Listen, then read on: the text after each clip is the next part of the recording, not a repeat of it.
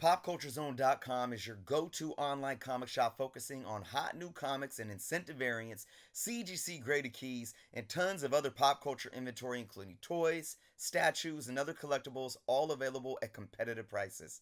Don't miss out on taking advantage of their spend $25 for bargain deals option. How does this work? Simply add $25 of product to your cart and receive special deals and discounted prices on countless other inventory. Pop Culture Zone ships all over the US, and for anyone buying raw comics, they offer the flat rate shipping charge of only $5. Taxes are also excluded from all purchases, excluding New Jersey residents. Make sure to check out their website link below and also the link to their eBay store where they have held a 100% positive feedback score from thousands of reviews, so be sure to follow them there as well. And also, if you are in need of top tier pressing at extremely affordable prices, make sure you check out their link for pressing services. I am going to talk briefly about foil variant blasphemy from Marvel. I will name drop this guy.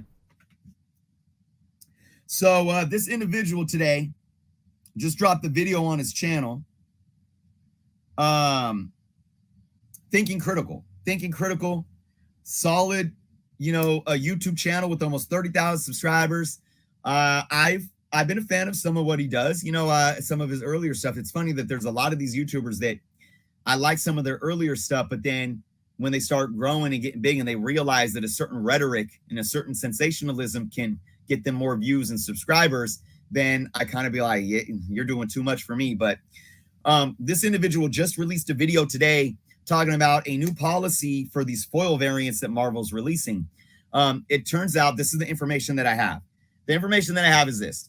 Marvel is going to be doing special foil variants, and they're basically going to be charging LCS's cover price. So if there's a book that's $3.99, the LCS has to charge $3.99. And whatever that means. So that means they don't sell, the LCS has got to eat the cost. It means that the LCS, in order to make money, they have to let the consumer eat the cost.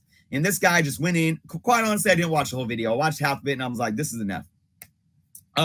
Because I think Thinking Critical has realized that bashing Marvel in any way will get him views. And look, everyone's entitled to their opinion. I'm not even saying that he's not entitled to his opinion, but I do believe that his opinion is based in two things. One, I don't even know if I believe that he believes what he's saying because he knows that it's going to get him views. But one, if he does believe it, he's, in my humble opinion, not really looking at the facts and how business works. So again, comic books aren't fun anymore because you have YouTubers that simply sensationalize rhetoric that just trashes the hobby. Oh, look at what Marvel's doing now. Look at what DC's doing now. And again, I'm not saying that we can't hold people accountable and say, I disagree with what Marvel's doing. Like me, these companies got to figure something out with price point. Either start really getting our money's worth per book, or you need to hold the price point at $3.99 a book, right? That's a valid discussion. I mean, it's a valid discussion to talk about this. Is this fair to allow an LCS to buy these variants at cover price? And I'm going to tell you right now, absolutely it is fair. It is fair. And to sit here and blame Marvel for doing something unrecorded, he was like, it's horror. It's the worst thing that they've ever done. I disagree. Because this is what I'm going to tell you. First off, I know LCSs are struggling. The brick and mortar retail industry, no matter if you're comic books, no matter if you sell soap, no matter if you sell freaking home goods, it's hurting. It's hurting. Why? Amazon. Why? eBay, Rakuten, whatnot. I mean, you got online e-commerce. It's just the modern technology age that we're living in. Okay, but here's the thing. I say this about incentives variants too. Oh, it's messed up that Marvel and DCs and the publishers have to make LCSs buy 25 cover A's just to get one of these. Well, let me tell you something. No, it's not. That's why they call it incentive. If you have a comic book store and you know that, what's the new Darkhawk title? You know that you don't got any customers that really buy Darkhawk, and you only need to buy maybe 3 or 4 copies of that issue every month. But oh my gosh, look at this 1 in 25 variant by Inyuk Lee that Marvel's pushing. Let me buy 25 just to get one of those so I could sell it for $14.99, the variant that is. But now you got 25 copies of Cover A that you know you can't sell. You have no place buying 25 copies of that book in the first place. So do it like the old folks did in the old days. Buy Cover A's. You're not entitled to every variant. The same goes with these foil variants. Look, Marvel and DC as publishers, they're not printing as much. Costs are going up and they need to make money, whether we like it or not. What's the point of any business being in business? Is to make money. Marvel needs to make money. Marvel doesn't profit off the secondary market. Marvel profits off of print. You go to print and we sell what we buy from the LCSs, from the middleman distributors. It's that simple. Marvel can't say, well, we got this new idea for foil variants. They're actually doing you a favor, LCSs, because the publishers can't take those foil variants and sell them above cover price. But you know what you can do, LCSs? You know damn well, I know damn well that these foil variants, as soon as they hit the shelves, they're going to be up on eBay selling for 2, 3, 4, 5 times the cover price. I know it. I know for a fact. So if I'm an LCS owner, I need to understand my customer base. I need to understand my P&L. I need to understand my margins. What can I invest in order to, figure out the best way for me to test the market and profit? I might buy a couple at $3.99. I'm going to buy them at cover price, and I'm going to sell them for $8.99. I'm going to double the price because they are like an incentive variant. I mean, they literally are. It's the same realm of things. I'm not mad at anybody. And if you're an LCS that can't afford to buy these, shiny new foil variants at cover price from the publishers or from Diamond, then they're not for you. And quite honestly, maybe you need to hire a gaming specialist and focus more on Magic and Pokemon. Or maybe you need to stop paying that over bloated rent for your 1,800 square foot shop, and you're in the red every quarter, and close down the doors and just start selling on Whatnot, because you could probably make more money that way. Stop blaming other people. Marvel is not ruining comic books by charging cover price for these special variant covers. They're not, sticking it to the LCSs. The only person ruining anything for us are you people that keep complaining about everything without a substantiated argument. They can't hold that price point. They have shareholders that expect more money. Prices will go up.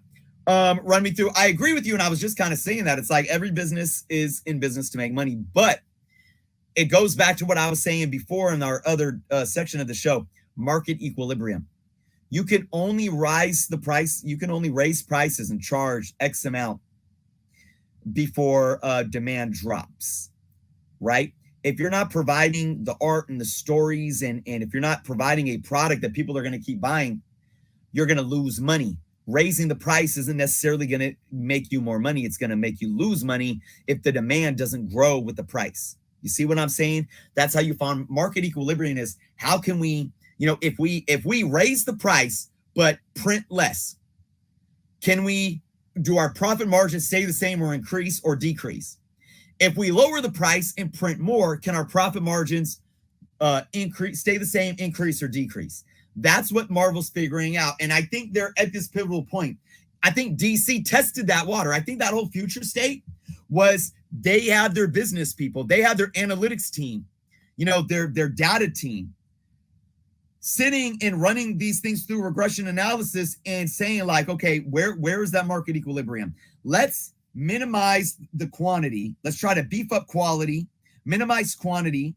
We're only going to release for these, 3 months? We're only going to release this amount of titles. So we're stripping like 30 titles, only going down to like 12 titles for the next 3 months. All right, we're going to get solid R in them. We're going to do all card stock covers, and we're going to raise the price to $4.99 and $5.99 for cover A. Let's see if we can keep, if we can bring in more consumers if we could keep consumers or if they dip off. That's how you test it. So I think still with market, with cover price right now, I think both publishers are trying to figure it out. The Council of Comics. Here we go. Totally disagree. Marvel and DC have both been sticking it to comic shops. I know because my team works side by side with a shop that's been open for 20 years. Okay, Council of Comics, I take your, I accept your challenge here. I was speaking of a specific issue. I said my point on a specific issue. I would love to hear how you feel Marvel and DC are sticking it to comic shops. So basically what you need to do, state what's going on, right? Put the facts out there and then state your argument. Like that's your thesis statement. Like this is what's going on. This is my argument. And then give me at least 2 to 3 points to back up your argument. And hopefully those points, they can be opinionated, but they should be rooted in some factual, substantiated evidence that you could pull from. This is why, because of numbers or data, etc., etc. I would love to hear what you have to say. Tom, thank you, man.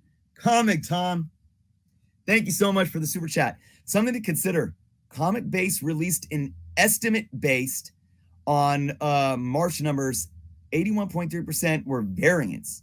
I can't imagine the industry surviving without them. Wow, Tom, I thank you both for being here and hanging out and for the super chat and dropping this tidbit of data, because this is very, very important, regardless of if you like variants or not. And I've been very transparent. For me, like I really don't care about spending a lot of money on a variant. I like having the options of covered A, B, C, D because I like art that I could pay cover price for. But this speaks volumes no matter what you think. When we talk about variants are ruining the hobby. If they're making 81% of sales for the month of March, to me, it seems like variants are actually keeping the hobby going. And now I know people will say, well, if variants are still ruining the hobby because, they're putting their money into this and not this and that. And that's all that's kind of like gaslighting the situation here, guys. The bottom line is, if we still want new comic books, we talk about, man, nobody reads comic books anymore. Do you? Well, you do. Everyone just gets in on the FOMO and wants a variant comic, or they don't even buy, they just buy it to flip. Well, if those are happening, right, and all that is 80% of the market coming from the publishers, I would thank those people for allowing Marvel to stay afloat, to keep producing the cover A's that you buy for cover price for you to read. Think about that. Think about that. Because if this wasn't going on, we just talked about finding that market equilibrium when it comes to, cost and or price of these books on the market. If they weren't pushing variants, how much do you think cover price of a cover A book would be right now? I bet they'd be at $7.99. That's just a thought.